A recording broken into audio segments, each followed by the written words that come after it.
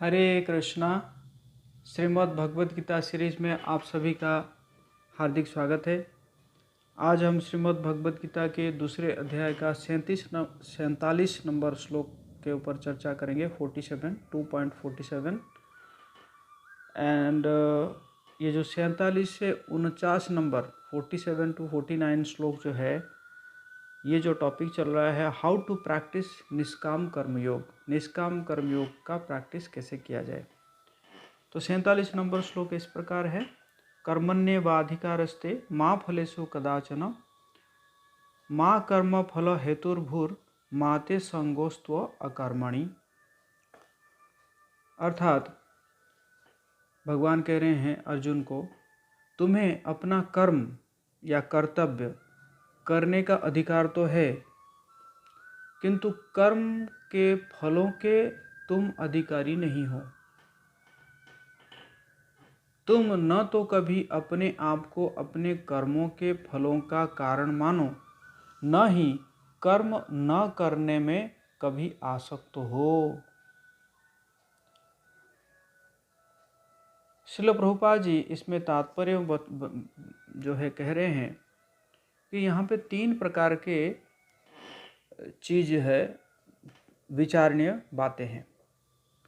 एक तो है कर्म, विकर्म और जो अकर्मणि। तो जो कर्म है, प्रभुपाद जी कह रहे हैं, यह है तो स्वधर्म है, जो कि प्रकृति के गुणों के रूप में उसको जो दिया गया है कर्म, वो है आपको कर्म। और जो विकर्म है, वो विकर्म क्या है कि अधिकारी के सम्मति के बिना किए गए कर्म को विकर्म कहलाते हैं। अर्थात शास्त्र के अनुसार अगर कोई कर्म नहीं किया जाता है उसको विकर्म कहा जाता है। और जो अकर्मणि जो है, वो अकर्मणि का कर्म क्या है? अकर्मणि का मतलब है कि अपना जो कर्म है उस कर्म को नहीं करना। तो भगवान जो है इसमें अर्जुन को उपदेश दे रहे हैं कि तुम निष्क्रिय मत बनो, अपितु तुम फल के प्रति आसक्ति हुए बिना अपना कर्म करो। कर्म फल के प्रति आसक्ति रहने वाला भी कर्म का कारण है। अगर कोई कर्म के फलों के प्रति आसक्त रहता है तो वो भी कर्म का कारण है। इसका मतलब वो जो है वो कर्म फलों के भोक्ता हो जाता है। और फिर प्रभुपाद जी कह रहे हैं जो निर्धारित कर्मों का संबंध है वे 3 उप श्रेणियां हो सकते हैं। 3 उप श्रेणी। क्या क्या उप श्रेणी है? एक है नित्य कर्म, दूसरा है आपातकालीन कर्म और तीसरा है इच्छित कर्म। नित्य कर्म क्या है कि नित्य कर्म जो है फल की इच्छा बिना शास्त्रों के निर्देशानुसार सत्वगुण में रहकर किए जाते हैं, जो कि फल की इच्छा बिना और शास्त्रों के अनुसार किए गए कर्म, इसको नित्य कर्म कहा जाता है। और फल युक्त कर्म बंधन के कारण बनते हैं। अगर कोई जो है कर्म हम करते हैं और फलों के प्रति आसक्त रहते हैं या फल की इच्छा से करते हैं तो वो फिर हमारा बंधन का कारण बन जाता है। तो इसलिए कर्म के ऊपर तो आपका अधिकार है, लेकिन फल से अनासक्त रहकर आपको कर्म करना चाहिए। और ऐसे अगर ये जो इस प्रकार अगर निष्काम कर्म किया जाता है, निष्काम कर्म का मतलब ये है कि फलों के प्रति आप आसक्त नहीं हो, तो फिर ये जो है मुक्ति के पथ की ओर ले जाने वाले हैं।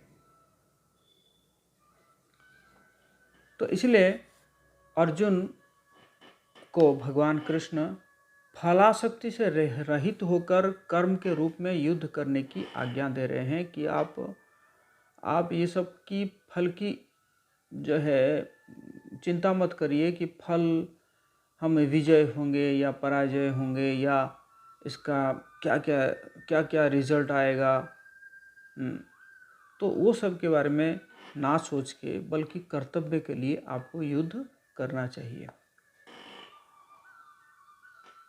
और प्रभुपाद जी कह रहे हैं कि हालांकि वो सोच रहा है कि मैं अगर युद्ध नहीं करूँगा तो ये मेरी अनासक्ति है, क्योंकि जो है इतने सारे स्वजन परिजन हैं और मैं तो हो सकता है कि विजयी हूँगा, उस आसक्ति से युद्ध कर रहा हूँ, तो इसलिए मुझे विजयी नहीं होना है, तो इसलिए मैं अनासक्त हूँ, मैं युद्ध नहीं करूँगा।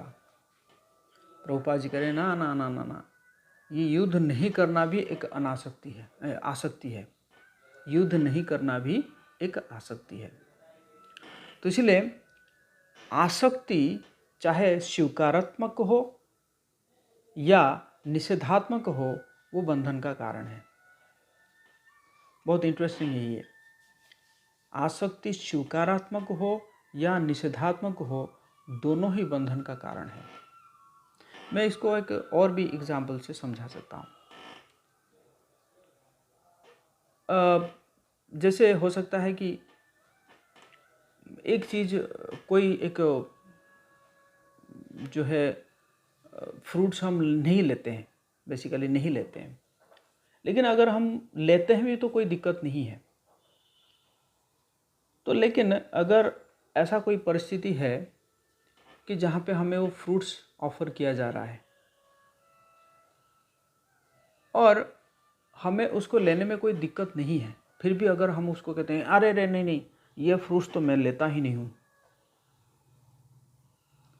तो ये भी क्या है कि ये भी एक ये भी एक आसक्ति है कि मैं लेता ही नहीं हूँ, मैं लेता ही नहीं हूँ। आपको नहीं पता, ये मैं लेता ही नहीं हूँ। तो ये भी क्या है, ये भी एक आसक्ति है।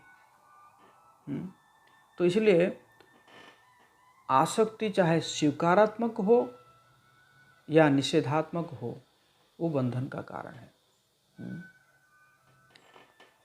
तो इसलिए जो अकर्मणी अर्थात जो निष्क्रिय रहना, कि ये बहाना देकर कि जो है मैं अनासक्त हूँ और इस प्रकार करके अगर किया जाता है तो वो पापमय है। अतः कर्तव्य के रूप में युद्ध करना ही अर्जुन के लिए मुक्ति का एकमात्र कल्याणकारी मार्ग था। तो कर्तव्य के लिए युद्ध करना चाहिए। तो इसमें बेसिकली जो है भगवान निष्काम कर्म योग के बारे में कह रहे हैं कि तुम्हें निष्काम कर्म योग करना चाहिए, अर्थात अपने फलों के प्रति आसक्ति रहित होकर, आसक्ति ना रखे हुए आपको जो है कर्म करना चाहिए।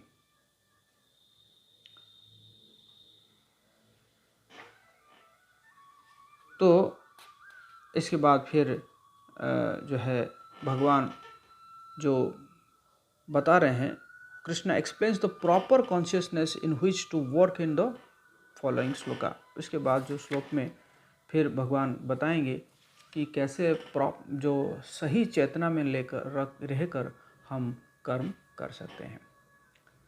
हरे कृष्णा कृष्ण कृष्ण हरे हरे, हरे राम राम राम हरे हरे। तो कैसा लगा आपको, आप इस श्लोक का जो हम लोगों ने जो विश्लेषण किए, करने का प्रयास किए, कैसा लगा आप कमेंट बॉक्स में लिख कर दे सकते हैं। और फिर भी आपको कोई डाउट्स हो तो आप भी उसमें लिख सकते हैं, ताकि हम और क्लैरिफाई करें इस श्लोक को, क्योंकि ये जो श्लोक है, ये श्लोक बहुत मिसकोटेड होता है संसार में।